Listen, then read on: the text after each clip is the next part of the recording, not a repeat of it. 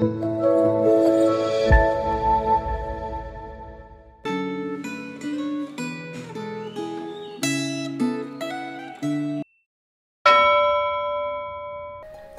Bapak Ibu Saudara, hari ini kita akan belajar firman Tuhan dengan tema mukjizat natural dan supranatural. Sebelum kita merenungkan firman Tuhan, mari kita berdoa. Tuhan, kami bersyukur atas anugerah-Mu sehingga kami diberikan kesempatan untuk merenungkan firman-Mu pada hari ini. Tolong kami Tuhan, agar bukan hanya dapat mengerti dan memahami firman-Mu, tetapi juga dapat menjalankannya dalam kehidupan kami. Terima kasih Tuhan, dalam nama Tuhan Yesus, amin.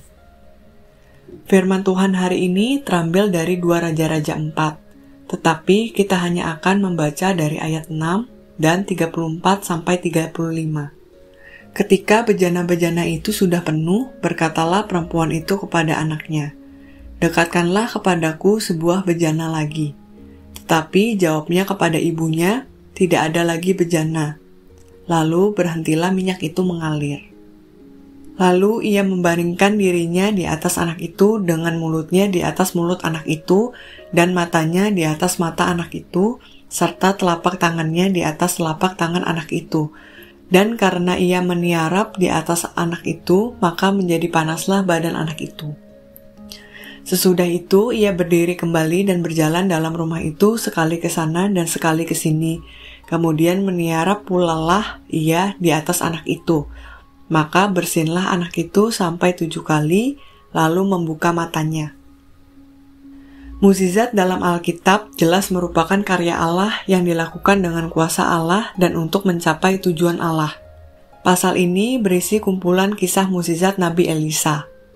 Di tengah masa kelam bangsa Israel dan Yehuda yang dipimpin oleh para raja yang tidak takut akan Tuhan, kumpulan kisah mukjizat dalam bacaan Alkitab hari ini jelas mengungkapkan kesetiaan Tuhan yang selalu mengasihi umatnya, baik melalui tindakan Nabi Elia maupun Nabi Elisa. Melalui hamba-hambanya, Tuhan terus mengingatkan, menegur, serta menyatakan kuasa pemeliharaannya kepada umatnya. Ada 2 sikap yang menarik untuk diperhatikan dalam kisah-kisah mukjizat di pasal ini. Pertama, perhatikan kerendahan hati Nabi Elisa. Nama Nabi Elisa sudah terkenal di Israel. Ia dianggap sebagai pemimpin para nabi di Israel dan dihormati oleh raja-raja. Namun, ia tetap bergaul dengan semua kalangan dan tidak membeda-bedakan orang yang dilayaninya. Ia dekat dengan keluarga kaya di Sunem, namun ia juga tetap dapat didekati oleh orang kecil seperti janda miskin dari kelompok para nabi. Ia memiliki kepedulian dan kepekaan terhadap pergumulan dan masalah setiap orang yang membutuhkan pelayanannya. Kedua, perhatikan kepekaan perempuan Sunem terhadap kebutuhan Nabi Elisa yang sering singgah di rumahnya.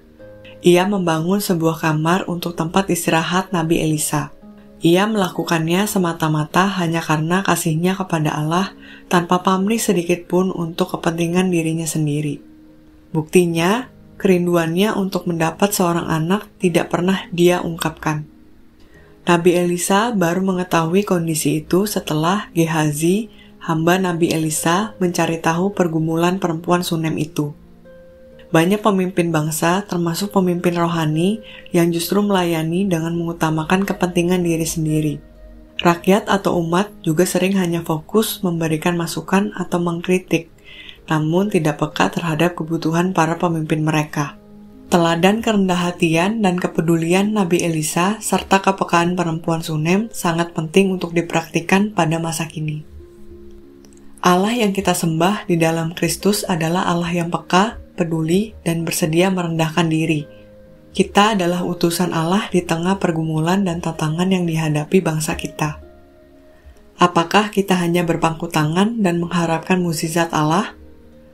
Marilah kita menjadi berkat dengan belajar saling merendahkan diri, saling peka, dan saling peduli. Sikap mengutamakan kepentingan orang lain adalah mukjizat natural yang tidak kalah penting daripada mukjizat supranatural yang dilakukan Nabi Elisa di pasal ini. Mari kita berdoa. Tuhan, terima kasih atas firman-Mu yang telah kami baca hari ini. Pimpin kami agar kami dapat menjadi berkat dengan belajar saling merendahkan diri, peka, dan peduli kepada sesama kami manusia. Terima kasih Tuhan, dalam nama Tuhan Yesus kami telah berdoa dan mengucap syukur. Amin.